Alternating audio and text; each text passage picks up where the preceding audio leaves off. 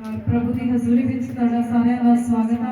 Welcome है तुहाडा परमेश्वर वास्ते वचन दा तुहानू प्रेस करन और बहुत सारी आशीष बरकत दे और खुदा का धन्यवाद हो। सब वचन सुनने लिए तैयार है। प्रभु तुहानू बहुत सारी आशीष बरकत दे। इसलिए ध्यान नाल वचन नू सुनना क्योंकि प्रभु अपने लोगों के नाल अपने वचनों द्वारा गल करते हैं और ये समा हुंदा वा बचपन का जो समा हुंदा ते यही समा हुंदा वा कि जदों असीं परमेश्वर की आवाज़ को सुनते हैं और खुदा अपने वचन द्वारा साडे नाल गल करदे, अपने दास की जुबान साडी परमेश्वर बोलदे और जरूरी कि असीं ध्यान दे नाल खुदा दे वचन को सुनीए।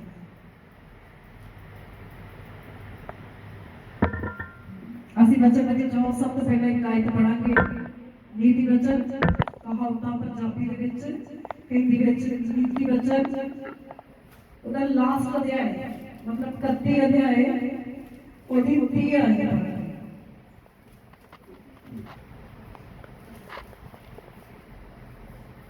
शोभा तो झूठी और सुंदरता व्यर्थ है, परंतु जो स्त्री यहोवा का भय मानती है उसकी प्रशंसा की जाएगी। Hallelujah hallelujah hallelujah. आप जी पंजाबी में पढ़ दो है इसको मिल गई किसी को। सुंदरता छल है ते स्वप्न मिथ्या, पर ओ स्त्री जो यहोवा दा भय मनदी है सलाही जाएगी। हालेलुया। परमेश्वर के वचन लिखा शोभा तो झूठी है और सुंदरता व्यर्थ, परंतु जो स्त्री यहोवा का भय मानती है उसकी प्रशंसा की जाएगी। और परमेश्वर के वचन विच राजा सुलेमान ने बड़े बढ़िया तरीके दे नाल स्त्री की प्रशंसा की और स्त्री का चाल चलन किस तरह का होना चाहिए दस्या। परमेश्वर के वचन दे विच शोभा तो झूठी है, ठीक है, किसी की तारीफ करनी ਜਾਂ ਕਿਸੇ ਦਾ बहुत ज्यादा सोहना होना खुदा के वचन दे विच लिखिया और शोभा तो झूठी और सुंदरता व्यर्थ। ज्यादा सोहना होना की है परमेश्वर का वचन की दसदा व्यर्थ दसदा। जे कोई बहुत ज्यादा सोहना वा पर जे वो खुदा के वचन दे विचों नहीं है, जे वो परमेश्वर का भय है नहीं आ, शोभा झूठी। जे तुसी बहुत वधिया कोई कपड़ा पाया तुहाडे कोल बहुत वधिया चीज आ लेडीज की खास तौर से ते ओदी जेहड़ी शोभा होनी ओदी बड़ी प्रशंसा होनी है, पर किने थोड़े समय तक लिखा झूठी थोड़े समय तक होनी है बस और इसी तरह लिखा सुंदरता भी व्यर्थ, ज्यादा सोना होना भी व्यर्थ, पर जो स्त्री यहोवा का भय ते जेड़ी औरत परमेश्वर का डर रखदी है लिखा ओदी प्रशंसा हमेशा तक। और लिखा परंतु जो स्त्री यहोवा का भय मानती है उसकी प्रशंसा की जाएगी। जे तुसी सोहने हो थोड़ी देर तक मान लो जितनी देर तक तुसी सोहने लगदे हो उतनी देर तक ਤੁਹਾਡੀ वाह-वाह होगी, ठीक है। और पर ਜਦੋਂ उम्र ਦੇ ਨਾਲ ਤੁਸੀਂ ਬਜ਼ੁਰਗੀ ਦੀ ਹਾਲਤ ਵਿੱਚ ਉਮਰ ਦੇ ਨਾਲ ਸੁੰਦਰਤਾ ਵੀ ਘਟਣੀ ਸ਼ੁਰੂ ਹੋ ਜਾਂਦੀ ਹੈ ਤੇ ਉਦੋਂ ਉਹ ਵਾਹ-ਵਾਹੀ ਜਿਹੜੀ ਘਟ ਜਾਂਦੀ ਹੈ। पर परमेश्वर के वचन में लिखा जेड़ी स्त्री का यहोवा दा डर रखती है, जो औरतें परमेश्वर के डर में रहती हैं, खुदा की आज्ञाकारी के विच जेड़ियां औरतां रहंदियां वा उन्हां दी प्रशंसा जवानी तो लेके बुढ़ापे तक होती रहती है। कभी परमेश्वर ये नहीं कहता कि तुसी बुजुर्ग हो गए हो बुढ़ापे विच हो गए हो ते ਤੁਹਾਡੀ प्रशंसा घट जावे, पर ਤੁਹਾਡਾ आदर मान सत्कार बुढ़ापे दे विच डबल हो जाएगा। परमेश्वर का वचन दसदा परंतु जो स्त्री यहोवा का भय मानती है उसकी प्रशंसा की जाएगी। हर जुबान हर मुंह उस औरत दे लिए तारीफ करेगा, हर आदर करेगा ओदा जेड़ी भी औरत परमेश्वर का डर भय मानती है। आज अगली आयत लिखा आज समझ आ गई सारे नु। इसलिए लेडीज नु खास तौर ते खुदावंद दे डर भय दे विच रहना चाहिए वा और बचपना भी आता जवानी भी आती है बुढ़ापा भी आता तीनों चीज़ां आती पर अपने परमेश्वर को सब तो अगे रखना। ये नहीं कि जो असीं अपनी कोई ख्वाहिश या कोई अपनी मर्जी पूरी करनी है एक दिन खुदावंद नुक्कड़ दे विच लग जांदा है। परमेश्वर हर समय हर जगह ते किते जाते हो तां भी खुदावंद तुसी मेरे नाल हो। ओदा डर ਉਹ ਤੇ ਹਰ ਚੀਜ਼ ਵਿੱਚ ਕਿਸ ਗਲਤ ਕੰਮ ਕਰਦੇ, ਕੋਈ ਚੋਰੀ ਚਕਾਰੀ ਝੂਠ ਬੋਲਦੇ, ਉਹਦਾ ਡਰ ਤੁਹਾਡੇ ਦਿਲ 'ਚ ਹੈਗਾ ਵਾ ਕਿ ਨਹੀਂ ਮੈਨੂੰ ਮੇਰਾ ਖੁਦਾ ਦੇਖਦਾ, ਕੋਈ ਵੀ ਗਲਤ ਕੰਮ ਕਰੂੰਗੀ, ਕੋਈ ਚੋਰੀ ਕਰੂੰਗੀ, ਝੂਠ ਬੋਲੂੰਗੀ, ਪਰਮੇਸ਼ਵਰ ਦੇਖਦੇ। ਸਮਝੋ ਇਹ ਉਹਨਾਂ ਦਾ ਡਰ ਆ ਜਿਹੜਾ ਤੁਹਾਡੇ ਜੀਵਨ ਦੇ ਵਿੱਚ ਹੈਗਾ। ਤੇ ਠੀਕ ਹੈ, ਜਿਸ ਇਸਤਰੀ ਦੇ ਜੀਵਨ 'ਚ ਡਰ ਹੈਗਾ ਉਹਦੀ ਪ੍ਰਸ਼ੰਸਾ ਹੋਣ ਤੋਂ ਕੋਈ ਵੀ ਰੋਕ ਨਹੀਂ ਸਕਦਾ। ਤੁਹਾਡੇ ਵਿਰੋਧੀ ਵੀ ਤੁਹਾਡੀ ਪ੍ਰਸ਼ੰਸਾ करने, ठीक है। इसलिए खुदा का डर जरा ਤੁਹਾਡੇ ਜੀਵਨ ਦੇ ਵਿੱਚ ਬਣਿਆ ਰਹਿਣਾ ਬਹੁਤ ਜ਼ਰੂਰੀ ਹੈ ਔਰ ਤੁਹਾਡੀ ਆਦਰ ਮਾਨ ਇੱਜ਼ਤ ਸਤਿਕਾਰ ਦਾ ਕਾਰਨ ਹੋਊਗਾ। ਹਾਂਜੀ ਅੱਗੋਂ, उसके हाथों के परिश्रम का फल उसे दो और उसके कार्यों से सभा में उसकी प्रशंसा हो। तो परमेश्वर जी वचन में लिखा उसके हाथों के परिश्रम का फल उसे दो और उसके कार्यों में सभा में उसकी प्रशंसा होगी। ते जेड़े भी काम वो अपने हाथों दे नाल करदी आ, एक टाइम आएगा कि पूरे इकट्ठ दे विच ओदे काम जेड़े सलाए जाणगे, ओदे कामां दा वर्णन होएगा और हर एक जुबान ओदे कामां करके भी ओदी तारीफ करेगी, हर एक जुबान ओनू सलाएगी। और इसलिए कोई भी काम करदे हो ये ना को बस करता बस सानू केड़ा नाम मिलना वा सानू, पर परमेश्वर जिहड़ी तुसी करदे हो खुदा देखदा वा। एक टाइम आएगा ताकि उन्हां कम्मां दा भी परमेश्वर लेखा करेगा, ताकू खुदा वालों ओदे फल मिलेगा, परमेश्वर वालों सलाए जाणगे तुहाडे काम। और क्योंकि आज दा जेहड़ा साडा वचन आ, आज दा जेहड़ा टॉपिक आ भी इसी तरीके दा वा, इसलिए मैं कहना करो कि आप आगे लगे रहिए, जो काम करते रहिए, सब मेरा नाम नहीं परमेश्वर देखदा। जो तुसी हत्थां दे नाल परिश्रम करदे हो, मेहनत करदे हो, एक टाइम आउंदा कि खुदा तुहाडी सलोक भी करदा और तुहाडी प्रशंसा भी करदा, और तुहाडे कामां दा फल भी तुहानू दित्ता जांदा। लोकां दे मुंह उस काम दे नाल जेहड़ा तुसी कीता तुहाडी प्रशंसा करदे हो। और इस तरह दा ਅਸੀਂ वचन देखांगे प्रेरितों के काम 9 अध्याय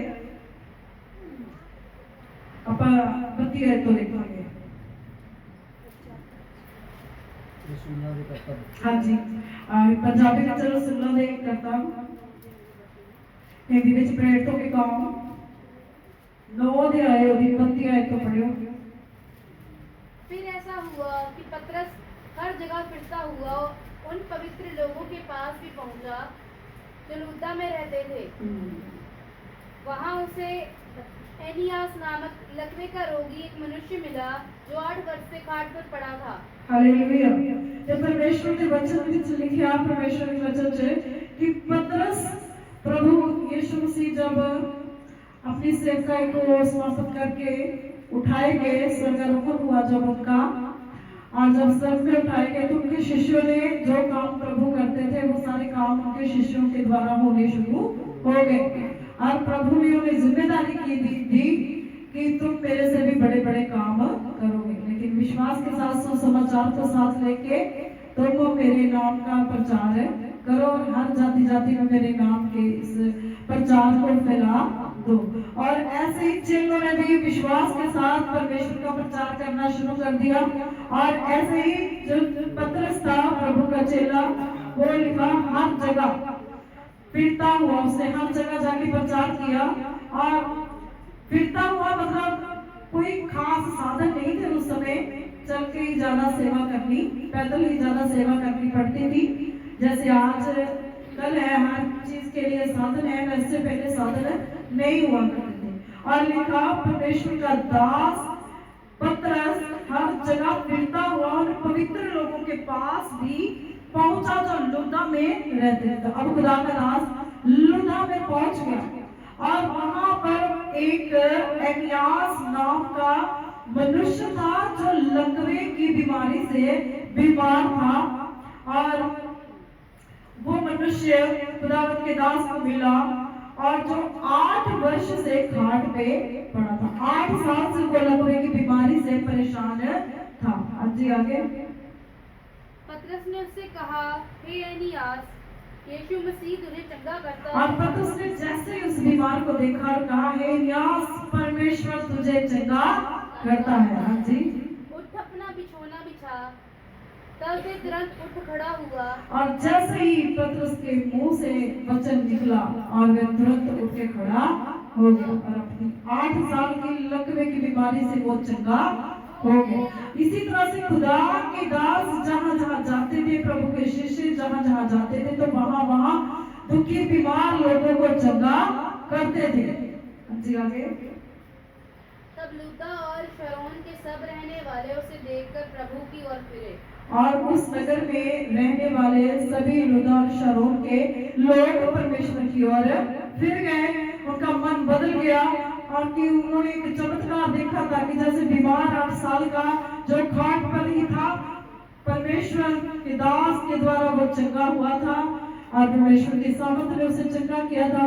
और ये सब कुछ देख के उन लोगों का मन बदल गया और वो परमेश्वर की ओर फिर गए। जी आगे। इसके बाद पतरस कहाँ गए? याफा में तबीता अर्थात दोरकास नामक एक विश्वासिनी रहती थी। वे बहुत से भले भले काम और दान किया करती थी। और अब याफा में लिखा तबीता अर्थात दोरकास नामक एक विश्वासिनी रहती थी। और हाँ जी आगे। वे बहुत से भले भले काम और दान किया करती थी। और वे बहुत से भले भले काम और दान किया करती थी। हाँ जी। उन्हीं दिनों में वे बीमार होकर मर गई। उन्हीं दिनों में वे बीमार होकर मर गई और उन्होंने उसे नहलाकर अटारी पर रख दिया। और उन्होंने उसे नहला के अटारी पे रख दिया। तो खुदा के वचन में लिखा याफा में तबीता जो अच्छे भले काम करने वाली, जो लोगों की मदद करने वाली औरत थी वो। और लिखा याफा में दोरकास नामक एक विश्वासिनी रहती थी। एक विश्वासिनी थी, समझो मेरे जैसी आपके जैसी, कोई बड़ी प्रचारक, कोई बड़ी वो नहीं थी, सिर्फ एक विश्वासिनी थी। लेकिन जब भी किसी को मदद की जरूरत होती थी तो सबसे पहले जाती थी। किसी के लिए कोई परिश्रम काम करना होता था तो सबसे आगे होती थी। और वो सिलाई का काम करती थी। और लिखा परमेश्वर के वचन में एक दिन वो लिखा बहुत भले काम भी करती थी और बहुत दान भी करती थी। खुदा के वचन में लिखा और लिखा वे बहुत से भले भले काम और दान किया करती थी। दोनों काम ही साथ करती थी। और लिखा उन्हीं दिनों में वे बीमार होकर मर गई। और एक दिन में वो बीमार हुई और उसी दिन वो मर भी गई और उस बीमारी से वो मर गई। और उन्हीं दिनों में ज्यादा लंबी बीमारी नहीं आई, बीमार हुई और मर गई। और उन्होंने उसे नहला कर अटारी पर रख दिया, मतलब खत्म हो गया, एंड हो गया उसका।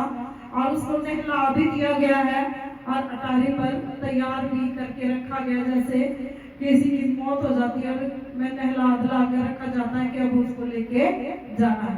यहाँ तक स्थिति पहुंच चुकी है। हाँ जी आगे। इसलिए कि लुद्दा याफा के निकट था। चेलों ने ये सुनकर कि पतरस वहाँ है, 2 मनुष्य भेजकर उससे विनती की, हमारे पास आने में देर न कर। अब जो शिष्य वहां पर थे तो पतरस कहाँ पर था? मैं पहले पढ़ा, हाँ जी अभी वचन पढ़ा। उसके पास ही एक नगर था लुद्दा में, पास ही थे। लुद्दा में पतरस था, याफा, दोनों पास ही थे। और याफा में भी प्रभु के चेले थे, क्योंकि चेले हर नगर हर गांव में परमेश्वर का जो सुसमाचार फैलाने का काम कर रहे थे। और वहां पर याफा में वो औरत जो मर गई थी, जो अच्छे भले काम करती थी, लोगों के लिए मदद करती थी, किसी में भेदभाव नहीं करती थी, जिसको जरूरत होती थी वहां पर वो पहुंच जाती थी और खुदा के नाम से हर भला काम वो करती थी और हर किसी के लिए वो काम करती थी।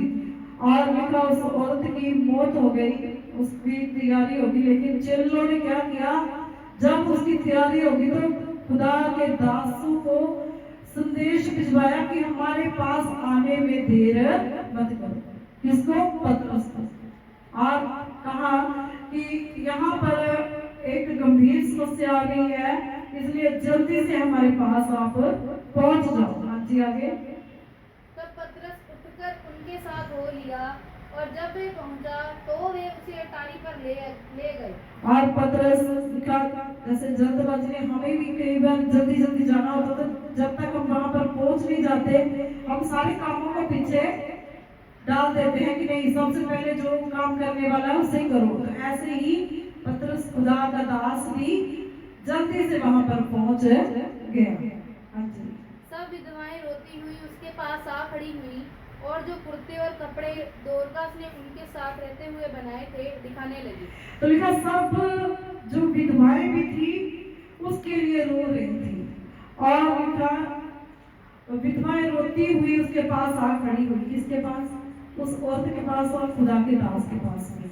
और लिखा सब विधवाएं रोती हुई उसके पास आ खड़ी हुई, खुदा के दास के पास, पतरस के पास रोती हुई आई, और जो कुर्ते और कपड़े दोरकास ने उनके साथ रहते हुए बनाए थे दिखाने लगी। और जो काम उन लोगों के लिए उस औरत ने किए थे, वो कुर्ते निकाल के, वो कपड़े निकाल के, वो उसकी प्रशंसा कर रही है। और उस औरत के बारे में जैसे हमने पहले वचन में पढ़ा कि उसके हाथों का जो परिश्रम है उसके कारण वो उसकी स्लोहत होगी, उसकी जो प्रशंसा होगी। तो अब जो वो अपने हाथों से काम करके गई, जो कुर्ते जो उसे दोरकास नामक की औरत ने बनाए हैं, जो काम उन लोगों के लिए किए, वो लोग रो रहे हैं, वो औरतें रो रही हैं और उन कामों को याद कर रही हैं और उसकी प्रशंसा कर रही हैं कि बड़ी भली औरत थी, बड़ी नेक औरत थी, हमारे लिए बहुत काम करती, जब भी हम उसको बुलाते थे तभी आती थी, तभी हमारी जरूरत को पूरा करती, तभी हमारे लिए परिश्रम करती थी, हमारे लिए कुर्ते बनाती, सब कुछ वो दिखा रही है, खोल खोल के कपड़ों को खोल के दिखा रही है खुदा के, और रो रही है। और जैसे हमने पहले वचन में पढ़ा था कि आपके हाथों का परिश्रम जो है व्यर्थ नहीं जाएगा, और हो सके तो उसी परिश्रम के द्वारा आपकी जो परमेश्वर आपकी वो बड़ाई करेगा, और हर मुंह आपकी जो बड़ाई करेगा, और हर मुंह आपकी प्रशंसा करेगा। और ऐसे ही अब उस औरत के लिए भी हो रहा है। आगे क्या कहा खुदा के दास ने? तब पतरस ने सबको बाहर कर दिया, और सबको पतरस ने क्या किया? जो रोने पीटने वाले लोग थे, जो रो रहे थे, उनको क्या किया? बाहर निकाल दिया। इस घर में से सारे रोने वाले, आंसू बहाने वाले लोगों को, जो रो रहे थे, पीट रहे थे और दुख के साथ, तो उनको बाहर निकाल दिया। हाँ जी, आगे। और घुटने टेक कर प्रार्थना की और शव की ओर देखकर कहा, हे तबीता उठ। तब लिखा घुटने टेक के उसके लिए प्रार्थना की और कहा, हे तबीता उठ। जो नाम उसका हमने पहले आयत में देखा, तबीता कि अच्छे भले काम करने वाली औरत, इसका अर्थ है सबके लिए तैयार रहती थी भले काम करने के लिए, सबकी मदद करने वाली औरत तबीता का। और इसी तरह से हमें क्या है? तबीता उठ, और घुटने टेक के उसकी और उसके लिए प्रार्थना की और शव की ओर देखकर कहा, हे तबीता उठ। हाँ जी, आगे। तब उसने अपनी आंखें खोल दी और पतरस को देखकर उठ बैठी। और लिखा तभी जैसे खुदा के दास के मुंह से वचन निकला, तभी वो निलाई हुई औरत उठ बैठी और उसने अपनी आंखें खोल दी और उठ के बैठ गई। इसीलिए पतरस को वहां से वो बुला रहे थे कि अगर उसको गाड़ दिया जाता तो काम खत्म था। इसीलिए खुदावंद के जो चेले थे वो पतरस को बुला रहे थे कि आप जल्दी से हमारे पास पहुंच जाओ। लेकिन खुदा के दास ने जैसे घुटने टेके उसके लिए प्रार्थना की, तो वैसे ही उसमें जान आ गई, उसने आंखें खोली और उठ के बैठ गई। और हाँ जी, आगे। उसने हाथ देकर उसे उठाया और पवित्र लोगों और विधवाओं को बुलाकर उसे जीवित दिखा दिया। और खुदा के दास ने हाथ देकर उसको उठा दिया, क्योंकि उसकी रूह उसमें से निकल चुकी थी, उसकी जान जो खत्म हो चुकी थी उसमें। लेकिन अब जब वो उसकी आंखें खुल गई तो खुदा के दास ने कहा कि आंखें खुली, तो उसको हाथ देकर उसको उठा के खड़ा कर दिया। और जैसे उसको उठा के बिठा दिया और लिखा सभी पवित्र लोग जो उसके लिए रो रहे थे, जो विधवाएं उसके लिए रो रही थी, उन सभी पवित्र लोगों और विधवाओं को बुलाकर उसे जीवित दिखा दिया। लेकिन यहाँ पर देखने वाली एक चीज है कि खुदा के दास ने रोने पीटने वाले लोगों को बाहर निकाल दिया, फिर घुटने टेक के उसके लिए प्रार्थना की। तो खुदा का वचन हमें क्या सिखाता है कि जब तक हमारे जीवन में रोना धोना रहेगा, जब तक हम रोते और विलाप करते रहेंगे, तो खुदा का आत्मा जो कुछ हमारे लिए करने जा रहा है, जो कुछ हमें देने जा रहा है, वो हमें मिल नहीं पाएगा। इसलिए ज्यादा रोना धोना जो है वो भी खुदा की आत्मा जो हमारे जीवन में काम करने से एक रुकावट पड़ती है। तो खुदा के दास ने रोने धोने वाले लोगों को बाहर निकाला, फिर खुदा का आत्मा खुदा के दास की प्रार्थना जैसे की तो उसी के द्वारा काम किया और वो मुर्दा और जो थी जिंदा हो गई। और सभी जब उन लोगों को दिखाया कि वो जीवित है, और लिखा हाँ जी आगे, और ये बातें सारी याफा में फैल गई और बहुतेरों ने प्रभु पर विश्वास किया। और ये बातें जो हुई थी सारी याफा में फैल गई। याफा नगर था और उस नगर में क्योंकि एक मुर्दा जिंदा हुआ था, और जब कोई बीमारी चंगा हो जाए तो उसकी धूम बढ़ जाती है। तो ये तो मुर्दा जिंदा हुआ था, लेकिन सारे नगर में इस बात की, इस आश्चर्य कर्म की जो धूम फैल गई थी और बहुत लोग विश्वास में आ चुके थे, प्रभु की ओर अपना मन लगा चुके थे। बहुतेरों ने प्रभु पर विश्वास किया। और पतरस याफा में शमौन नामक किसी चमड़े का धंधा करने वाले के यहाँ बहुत दिन तक रहा। और पतरस वहाँ शमौन नामक जो चमड़े का धंधा करने वाला था उसी के पास चला गया और वहाँ पर ही बहुत दिनों तक रहा। जैसे हम कुरनेलियुस में भी पढ़ते हैं कि जब कुरनेलियुस ने पतरस को लेने के लिए भेजा तो इसी शमौन के घर में भेजा था। और ऐसे ही परमेश्वर का वचन हमें क्या सिखाता है कि अगर हम चाहते हैं कि परमेश्वर का आत्मा हमारे जीवन में कार्य करे और खुदा से कुछ पाना चाहते हैं, कुछ अपनी परेशानियों का हल लेना चाहते हैं, तो अगर हर समय हम रोते रहेंगे, हर समय हमें अगर हम विलाप करते रहेंगे, तो खुदा का आत्मा जो है, जो आपके जीवन में कार्य करना चाहता है, वो सही तरीके से कर नहीं पाएगा। इसलिए हमें घुटने टेक कर प्रार्थना में जाना है ताकि खुदा जो भी आपको देना चाहता है, जो भी आपकी दुख परेशानी को दूर करना चाहता है, वो आपके जीवन में करे। और जो भी कुछ चीजें आपके जीवन में मुर्दा है, कुछ चीजें आपके जीवन में मर चुकी है, कुछ आशीष खत्म हो चुकी है, तो वो खुदा उन चीजों को आपके जीवन में जिंदा करे। और इसलिए हमें आज से हर बात के लिए रोना नहीं है, सिर्फ घुटने टेकने खुदा से और प्रार्थना में जाना है ताकि खुदा का आत्मा आपके जीवन में कार्य करे। प्रभु आज के वचन के द्वारा आपको ब्लेस करे और बहुत सी आशीष बरकत दे। आइए हम सभी अपनी आंखों को बंद करेंगे, अपने स्वरों को झुकाएंगे और प्रार्थना में जाएंगे। हालेलुया। मेरे पवित्र खुदा सेनाओं के यहोवा आपकी बड़ाई हो प्रभु, आपकी महिमा हो खुदावंद। आज के वचनों के लिए प्रभु मैं आपका धन्यवाद देती हूँ। हालेलुया। तारीफ स्वर्ग के पिता जो आपने मुझे आज वचन दिया प्रभु जी। हालेलुया। परमेश्वर हर जीवन के एक बड़ी आशीष का कारण हो प्रभु जी, बड़ी बरकत का कारण हो प्रभु। आज का वचन तेरे बच्चे नया बल पाए प्रभु जी, नई सामर्थ को लेके जाए प्रभु, नए मसा को लेके जाए खुदावंद। हालेलुया। तेरे बच्चों को मजबूत करे, स्ट्रॉन्ग बनाए परमेश्वर। आत्मिक जीवन में तेरे बच्चे आगे बढ़े परमेश्वर। हालेलुया। प्रभु जो लोग परमेश्वर इस वचन को सुने वो भी ब्लेस हो जाए खुदा, आशीष बरकत पाए परमेश्वर। आपका धन्यवाद करती हूँ आज के बच्चों के लिए परमेश्वर। तेरा धन्यवाद पिता। तेरे बच्चे प्रभु आत्मा में सरगर्म रहे प्रभु, आगे बढ़े परमेश्वर। हालेलुया। प्रभु तेरी आशीषों को लेने वाले हो प्रभु, और इनके जीवन की हर बंधन रुकावट यीशु मसीह के नाम से टूट जाए खुदा।